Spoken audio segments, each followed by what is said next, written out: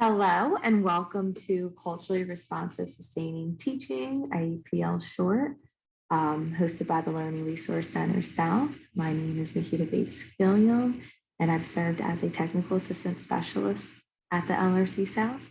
I also serve as an adjunct instructor for the interdisciplinary and inclusive education department within the College of Education.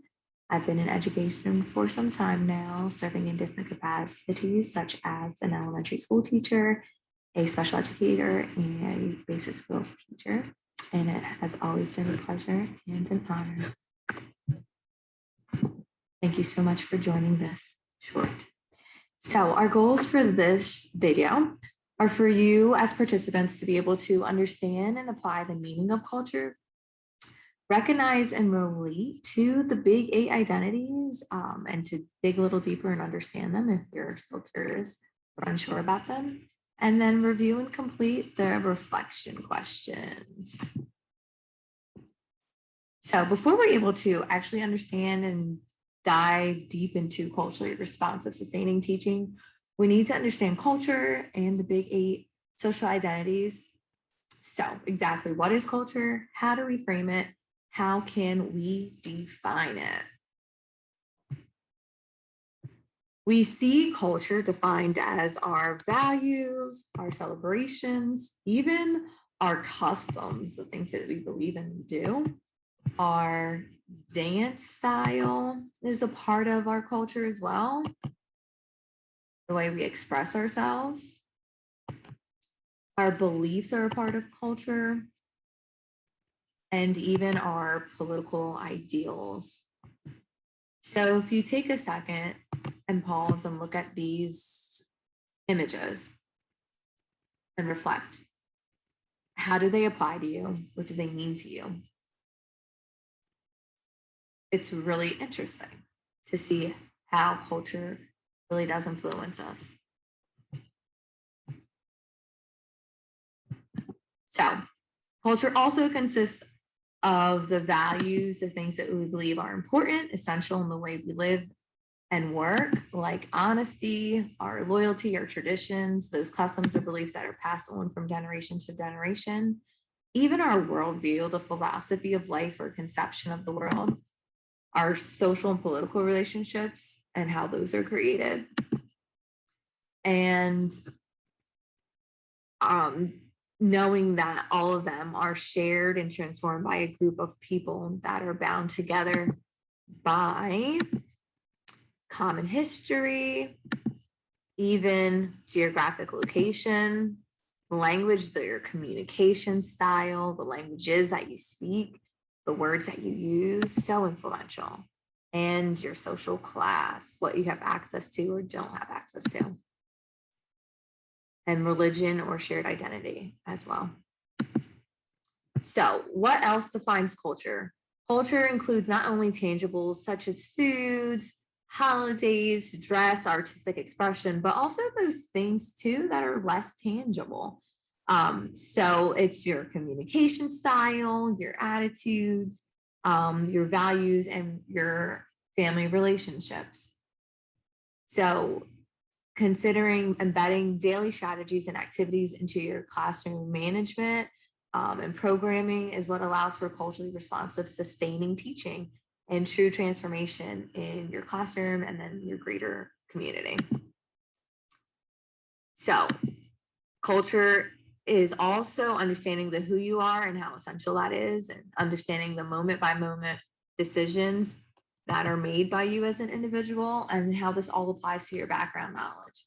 As educational professionals, it's really vital and essential to build this background knowledge and allow for you as an individual to truly understand what culture means and how to look at it through the lens of the students that you work with. So we're going to have some time for reflection now. Please access the Jamboard and respond to the following questions. How can you continue to learn about students' cultures and cultures that you are not so familiar with?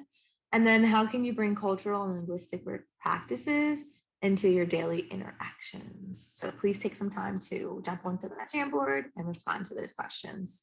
Thank you. Now, this is a quote that I found and liked from Ina Panel St. Serene, and it encompasses the sentiment that explains culturally responsive sustaining teaching.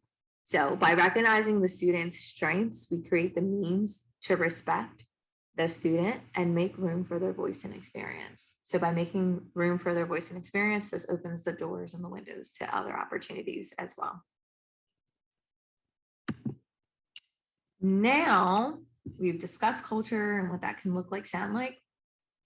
Let's now discuss the 8 identities, the social identifiers, and how they help to explain who you are as an individual, and consider the following when thinking about your students.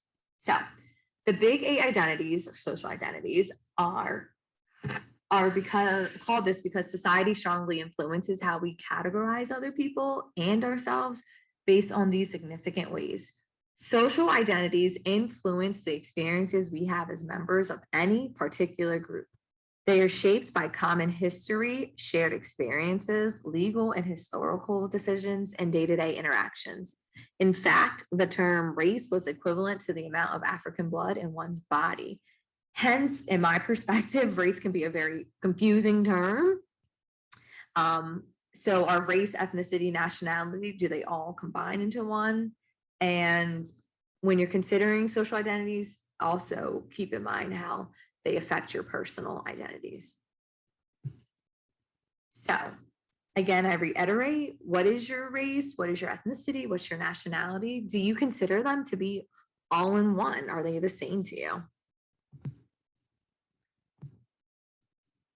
Now, looking at the big 8 identities, they are ability, race, ethnicity, nationality, age, religion or spirituality, gender, sexual orientation, and socioeconomic status.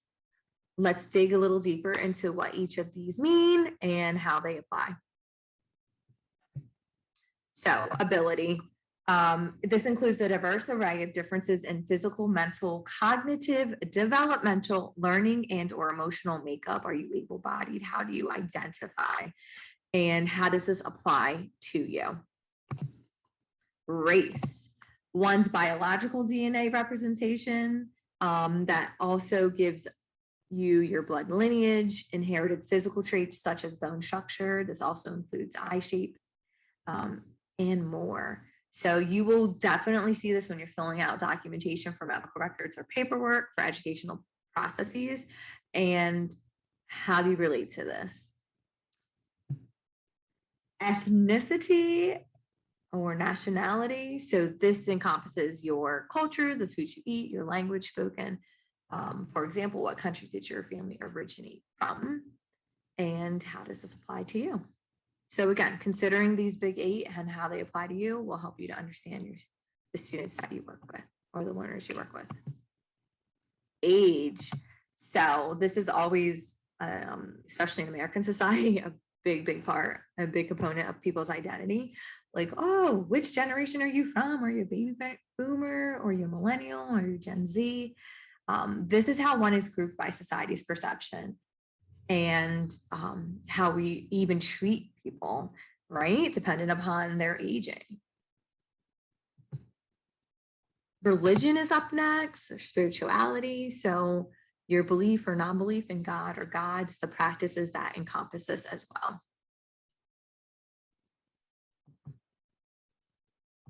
Gender is another one of the big 8. So this is social and cultural. It's somebody's deep-seated sense of who they are. And keep in mind, this is going to be considered different compared to your sex.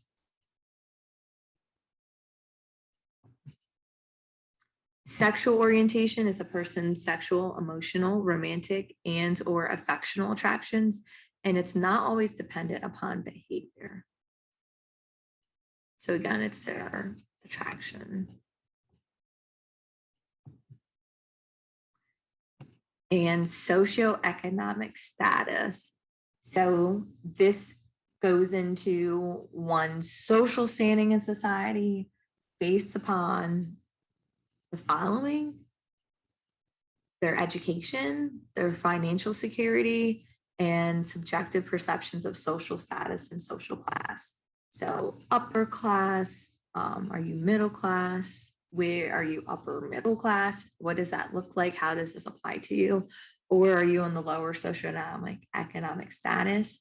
What do you have access to as an individual? All of this is so very important to consider when thinking about culturally responsive sustaining teaching.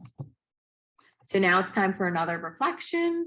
So you will have access to this handout, and please respond to the following. What does culture mean to you? How can you learn more about cultures? Number 3, do you find the big 8 identities to be limiting? If so, in what capacity? And explore what that looks like. So please gain access to the document and review and respond to those reflection questions so you can think on these ideals. The next activity I encourage you to complete is the social identity wheel. So we were able to review and learn more about the big 8. Now this is an activity for you to complete. And you will respond to the following. So review this and then look at which 4 social identities are most important to you. Then how have each of your social identities influenced your experiences, who you are, and how you see yourself? And what are 2 advantages or benefits and 2 disadvantages or costs that you have experienced as a result of each of your social identities? And then you can definitely look at this in how this would apply to your students. So after completing this social identity wheel, you are better equipped to understand yourself and entail the students that you work with.